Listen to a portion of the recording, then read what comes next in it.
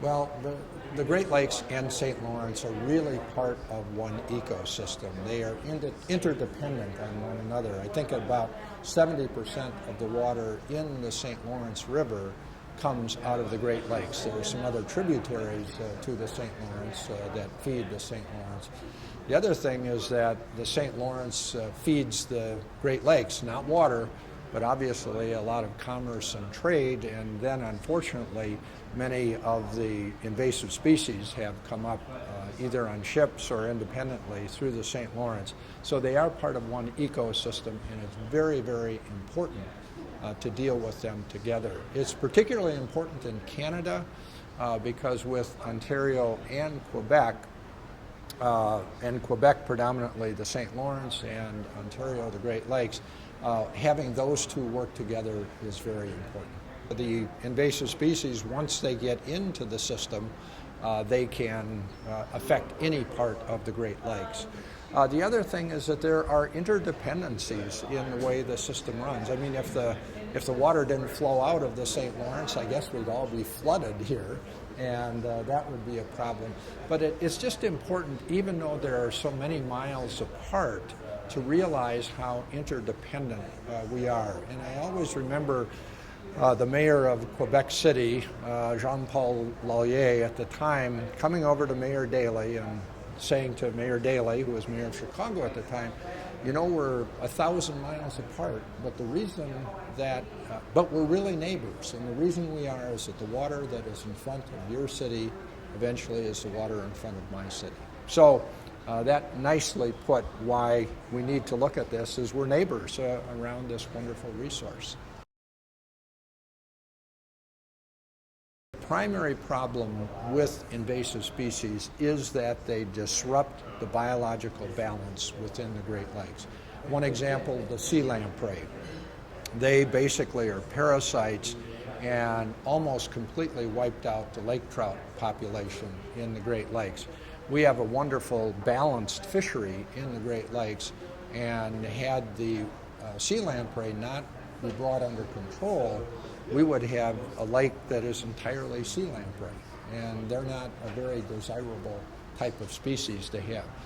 The problem with the zebra mussels and now the quagga mussels that are kind of overtaking the zebra mussels is that they process a tremendous amount of water through them, and they filter out a lot of the food in the lower food chain and basically wipe out that so that the smaller fish have nothing to eat, and then the larger fish don't have any smaller fish to eat, and that is another disruption of the system. In addition, the zebra mussels and quagga mussels process phosphorus in a way, and that's a nutrient that's a big problem.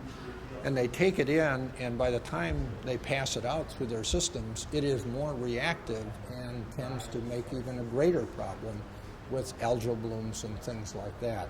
So those are just a couple of examples. If the Asian carp were to get into the Great Lakes system, basically what they do on riverine systems, and the fear is that they will do it on the lakes as well, they just basically take over. They become 95% of the biomass. Nothing else can live there because they are such voracious reproducers and voracious eaters. Again, they don't eat other fish, but they eat the bottom of the food chain and take away everything else for the other fish. So that's why invasive species are such a problem. Too many in the wrong place are a problem. The right amount in the right place are a good thing. Keep them on the farm fields and supporting the crops, that's where they're needed.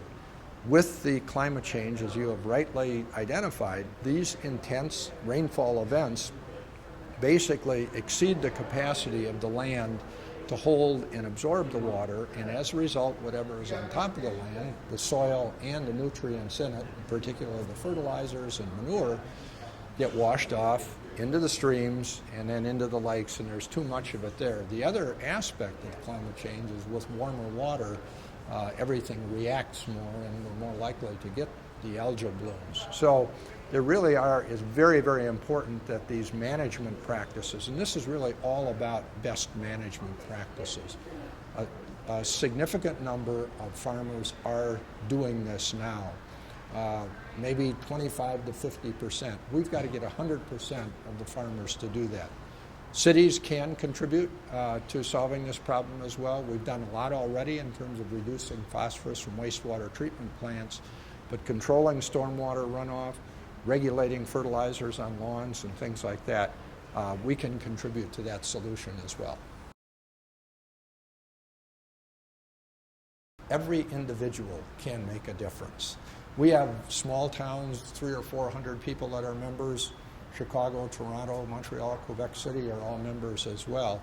And every individual in every city can make a difference in terms of having rain barrels, to collect the stormwater when it runs off their roofs, having rain gardens in their homes and to collect the water when they mow their lawn, if they have a lawn, mulching the grass clippings as opposed to taking them and dumping them in some other locations. A lot of people are using native landscaping now. So these are all the types of things. Low phosphate or no phosphate detergents and soaps are very important things. So every individual, what cities are doing now in terms of creating more pervious areas where the water can sink in as opposed to impervious parking lots. We're doing that with alleys in Chicago. We've got miles and miles of alleys that have been made pervious. Better collection of stormwater through various types of green infrastructure, making more parks. Not only does that provide more play area for children in the cities, provides habitat for plants and animals and things like that. So there are a lot of win-win situations. Restoring wetlands is huge, just a hugely important part of all of this, not only because it's good habitat, it holds water and it cleans water. So all of these things are really, really important and are things that can be done. Rail, pipelines, and shipping all present special problems in and of themselves. I'll start with rail. The number of rail accidents, derailments over the last several years has been really frightening. There has been a 40-fold increase in the amount of oil that is being transported by rail. The worst situation was in Lac Mégantic in Quebec, where 47 people were killed as a result of a train wreck right in this small town. That obviously is the number one concern.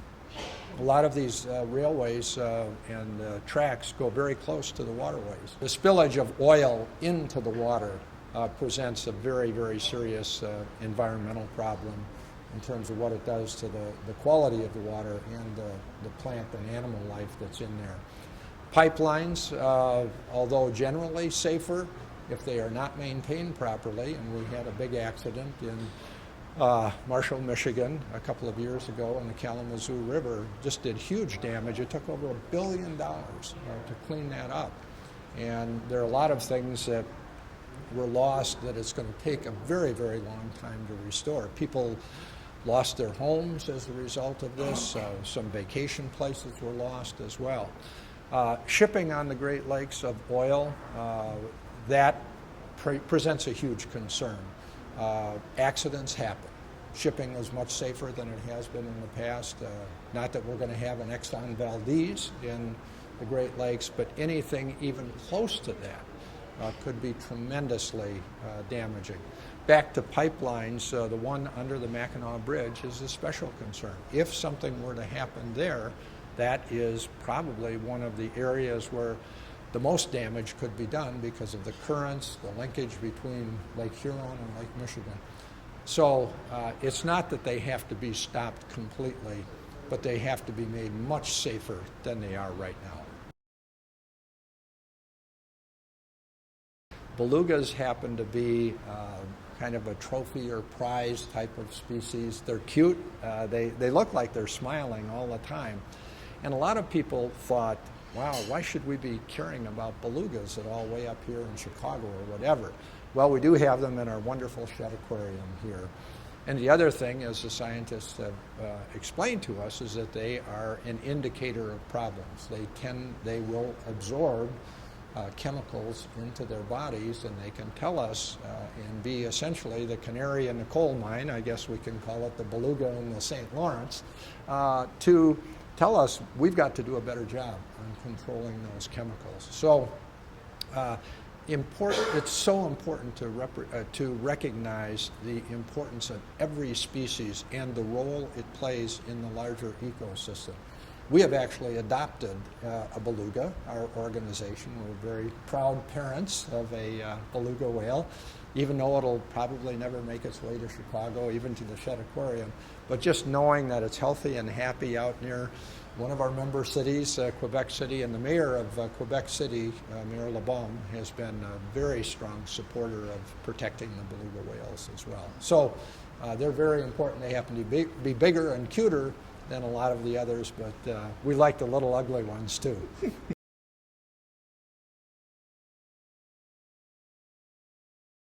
Well, in terms of past, present, and future, I think it's important to go back and see probably the first 10 to 20, and actually to a certain extent now, we were not only dealing with the fires cropping up now, we were dealing with the problems that had started 100 years ago. Contaminated sediments across the Great Lakes are probably one of the best examples or worst examples of that. During the 1980s, and particularly with the cleanup of hazardous waste starts, we started to make a real dent in those past problems. And in the meantime, we had stopped the contribution of new and greater problems with the Clean Water Act and the Clean Air Act and the Resource Conservation and Recovery Act. We stopped that process of making the existing situation worse. So directly to your question of what about planning for the future, that is critically important. Obviously, climate change is perhaps the biggest area in which we know we're living with some of the problems already, but we need to anticipate how much worse it could get if we do not cut back on our carbon emissions. So that may well be the most important thing that we can do right now.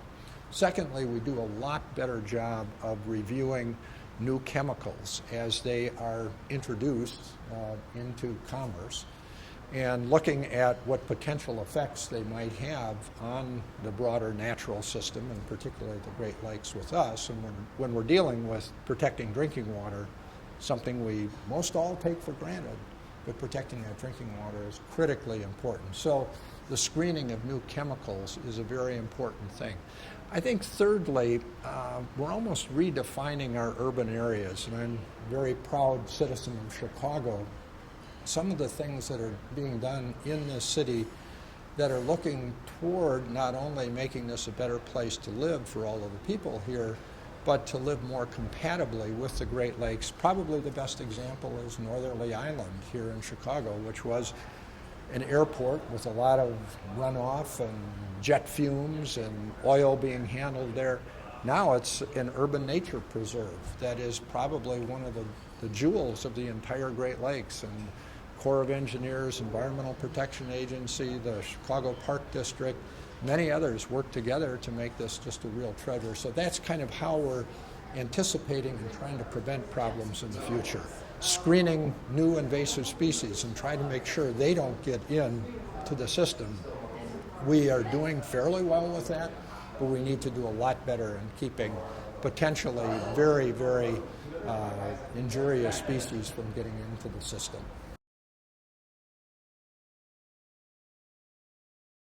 Well, the important thing that we need to do in looking at coming up with a solution to this problem is not solve one problem and create another problem. Unfortunately, I think that's what was done when the flow was reversed. We solved the problem of the drinking water in Lake Michigan, but all we did was relocate the problem and sent it downstream. We did provide for more waterborne transportation, that was part of it, but we didn't think about things like invasive species. Nobody was thinking about it at that time, and really not enough attention was being paid to flood control and some of the other issues and invasive species and things like that, and water quality. So what we need to do now is in looking at solving the invasive species problem, and it is a two-way problem. The Great Lakes have sent more invasive species to the Mississippi River Basin than vice versa. So we've got to look at a two-way solution there. We've got to look at something that still allows for efficient transportation through the area. We've got to have good flood control, and we've got to have much better water quality than we had in the past. Actually reversing the flow of the river is a viable option. A physical barrier has been recognized by everyone as the most effective way to prevent the two-way transport of invasive species. However, what needs to happen is to make sure that this can be done in a way that doesn't increase flooding, doesn't create a water quality problem either in the Chicago River or in Lake Michigan, and allows for the continued flow of transportation. Somehow or another, it's quite likely that the flow will be reversed. The question is whether it's a full physical barrier or some other kind of a lock system that would be put in place. Again, the standard against which anything must be judged is a full physical barrier because that is the most effective.